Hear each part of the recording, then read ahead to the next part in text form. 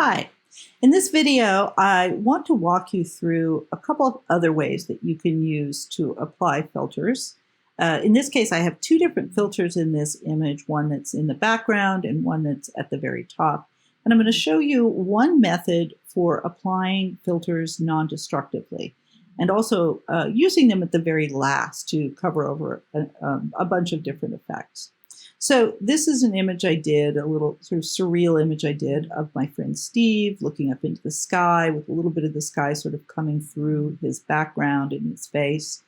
I'm going to walk you through how I did this. I'm not going to do each step in detail, but I'll tell you exactly what I did each time. So we're going to go ahead and back up and go into the sky layer. So I notice that I have folders. I have the sky, I have Steve, and then I have a couple of additional layers here.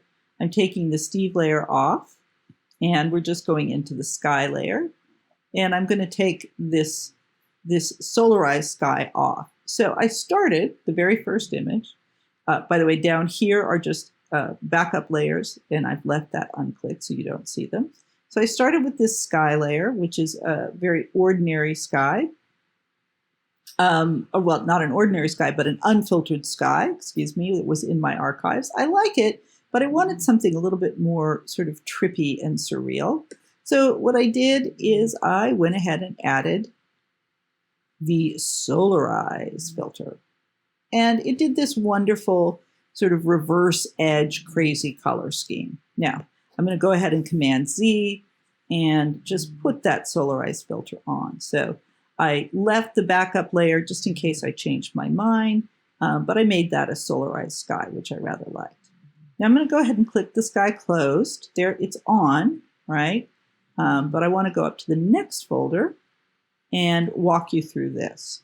So in the next layer, I actually added my friend Steve. Now notice that I put a mask on him. So this was the original image, and I added a mask to actually make him slightly transparent and to blend him into the sky to take out that other half of the image. I then also added these two layers, and let me back up on these. So first I added Steve with the mask. Then I added a curves layer, and I masked it so that it was only covering this left side of his face. And then I added another curves layer that I only applied to this little sliver of his skin right here. So I actually added two separate curves layers that were slightly different curves. They're both locked. Notice that they're both clipped to this image, so they don't apply to the sky at all. They only apply to Steve, and they give him the density and the contrast that I want. Okay, so Steve's done. Now I decided to go ahead and add a touch-up layer when we've worked with these before. And with the touch-up layer, I worked with a combination of the healing brush and the clone tool. And I managed to just touch this up and take out some of those blemishes. I don't mind the blemishes, but I felt like for the purposes of this image, they were a little distracting. So remember, if you have a healing tool on and you have sample all layers and you're working on this empty layer, you can actually go in and just use your healing brush to actually take out any small blemishes or spots or other things that you want to take out. The healing layer, if you take everything else out, that's what it looks like. It's just a bunch of spots on a layer. So it's applied over the top of the image. Now, we're at the end of this. I like what I'm seeing so far. I'm just going to bring that back down one little more step. But I really want to add another texture here. I want to put grain over the whole image. If I do it to this touch-up layer, let's actually go ahead and try it. If we go to the filter and we go to the noise and we do add noise, this is not going to work well because it's only adding the noise to the touch-up layer. It can't add the noise to anything underneath because it's a filter, so it only applies to that layer. So that won't work. Well, I could go back and say, well, I want to just do Steve. I want to put the filter on him. because he's really what I want to make noisy. Maybe I can do the noise secondarily on the sky. But this is also a problem. It puts it onto him. It's a little bit too much. And also, it doesn't apply to the touch-up layer. So we have a real dilemma here. How are we going to apply this filter to the entire image? Well, the secret to this is what we call a merge to top. And this is what it's going to look like. I want to show you exactly how I did this, though. So I'm actually going to just put this down here. I'm going to drop it into the unseen folder. Make sure it's in there. Yes, we got it in the unseen folder. And we'll bring that back out in a second. I'm going to go ahead and just select the layers that are visible in this image right now. And I'm going to do a shortcut for a merge to top. That is, I'm going to merge all these layers and add a new layer at the top. And the shortcut is Shift, Option, Command, E. Oops. Shift, Control, Option, E. Nope.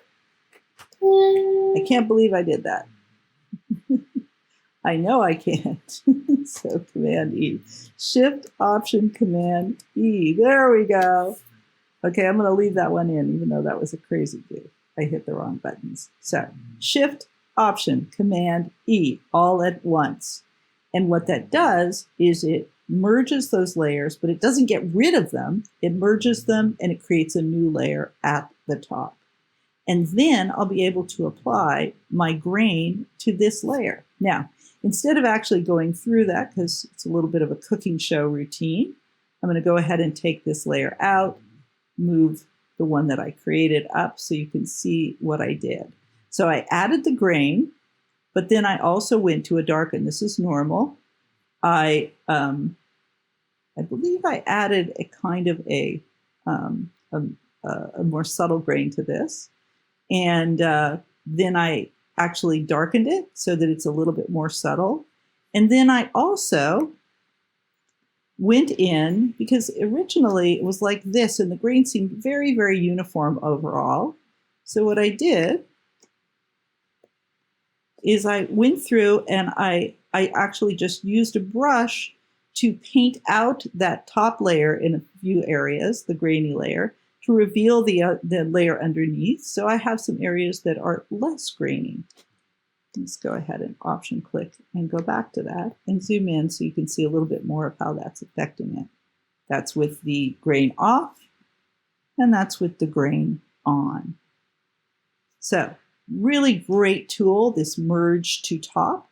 Allows you to apply that final layer non-destructively. It has to be done at the very last because you have to include everything that you've done so far.